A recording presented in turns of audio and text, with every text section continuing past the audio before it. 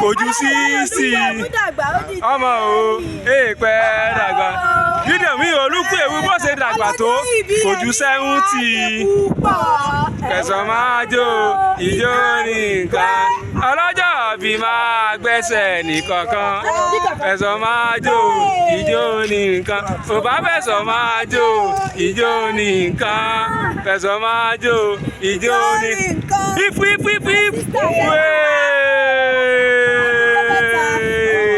wa alaikum salam ẹ ṣé ẹ jẹ́ kí n borí dáadáa. Ẹ jẹ́ borí wa kọ́mọ́ iná àwẹ̀ láwa yìí. Ṣé jẹ́jẹ́. Assalamu alaikum.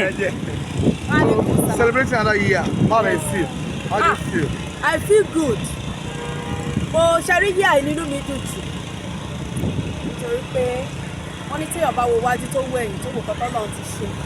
Ṣé mọ̀ pé yẹ kéèyàn máa dúpẹ́ alihamudulilayi rabbil alamin. Alihamudulilayi rabbil alamin. Alihamudulilayi rabbil alamin. Mo dúpẹ́ lọ́dọ̀ Ọlọ́run. Orúkọ Ọlọ́run ṣàánú fún mi. Ọlọ́run ṣàánú fún mi. Ó ṣàánú fún mi. Ó ṣàánú fún mi. Ó fún mi ní oore ìwà láyé. Tí ẹ bá dẹ̀ wà láyé kùn tí ò kù. Mo dúpẹ́ lọ́dọ̀. Ayé ọpẹ́ yọ dáadáa. Ayé ọpẹ́ yọ gidi gan. Ẹ máa dáyàwó ọ̀rọ̀ pọ̀ ní ọkọ̀ bàbá. Kí làwọn nǹkan tí ẹ fojú sùn ìgbà tẹ́ ń dàgbà tẹ́ wọṣẹ́ sọ̀rọ̀sọ̀rọ̀ ká lọ sílé ìwé kí nìkan tẹ́ fojú sùn nìkan tẹ́ fojú sùn yẹn sọ́lọ́run ti ṣe báyìí. Ọlọ́run ti ṣe wọ́n Ọlọ́run ti ṣe ó túbọ̀ máa ṣe nìṣòro èmi tí mo sọ wípé inú mi dùn pé ọdún yìí nínú mi dùn jù ọdún yìí nínú mi dùn jù. Wọ́n ní tá bá ti lé lọ́jọ́ kan sí ká máa reflect nǹkan tó ti ṣẹlẹ̀ sí wa focus yín lọ́jọ́ iwájú kí ni. Ó kún mi kí ní rédíò station àti television station. Bídèmí Olúkúewu TV. Mo jẹ́ ẹni má pè Bídèmí Olúkúewu TV orúkọ tọ́lọ́ bá fún mi ni màá fún bọ́ tó wù mí kí ní my own radio station my own television. Ìsẹ̀yìn ni inú mi dùn. Bídèmí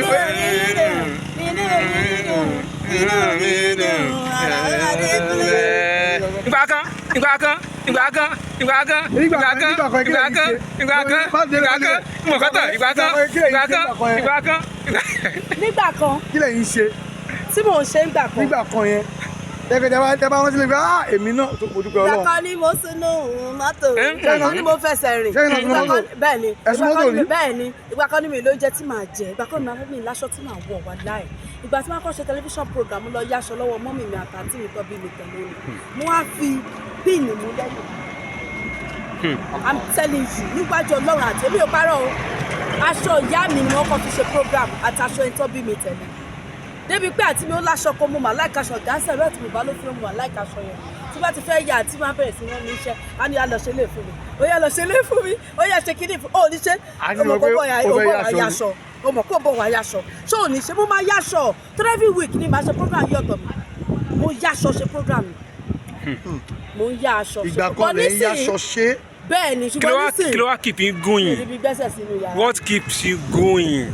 Prayer ni prayer àti àfojúsùn torí pé mo nígbàgbọ́ wípé ó máa da mo dẹ̀ nígbàgbọ́ nínú Ọlọ́run mi ṣe tí a bá ti nígbàgbọ́ nínú Ọlọ́run tó ń sìn tó dẹ̀ ṣe kà sọ́mọlàkejì tó ń robi ro ọmọlàkejì tí ẹ máa da tó bá ti rí ọmọlàkejì tó ń da fún mo sọ fẹ́ nìkan pé lára pèdèpèdè ẹnìkan ló kọ́ra tí a rọ̀bà mọ́tò tó ń já lára ẹ̀ tẹ́nìkan ò lò rí mo sì máa ń fẹ́ níyẹn yọgàn di ọ̀la wípé ó máa rántí pé ọ̀lọ́ máa kọ́kọ́ ra tí a rọ̀bà. ṣé ká mọ̀ abẹ́ntà mọ́ ni. ẹni tẹ́ mọ ní Fẹ́mi Àdìó wonder òun ló kọ́kọ́ ra mọ́tò tí a rọ̀bà láàrin wa tó gbé wá sí bíbáyé TV ń bíbáyé láti ìwẹ̀. tẹ́nìkan ògùn rí. tẹ́nìkan ògùn rí bó lè ṣe sọ fún dandan ní tí bá rí Fẹ́mi máa sọ fáwọn èèyàn ṣé mo pé ẹni tí inú ẹ̀ bá bàjẹ́ sí kan tó ṣe kò ní sọ fáwọn èèyàn mo máa sọ ní bàbá tó ń wò yìí ó ní bastard owó olówó olúwa ní òkìní kan kìnìkan òun ló kọ́ra tí a rọ̀bà nínú wa mo máa sọ nítorí pé inú mi dùn sí tèmi náà máa dà inú mi máa dùn sí tọmọlàkejì nítorí pé mo fẹ́ kí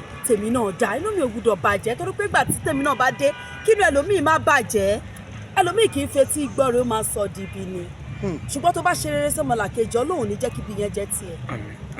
ó dàbọ̀. Thank you. Hey, thanks for watching this video. Subscribe on our YouTube channel. Subscription is free. You can call us on 0080597807 for your event coverage. Thanks.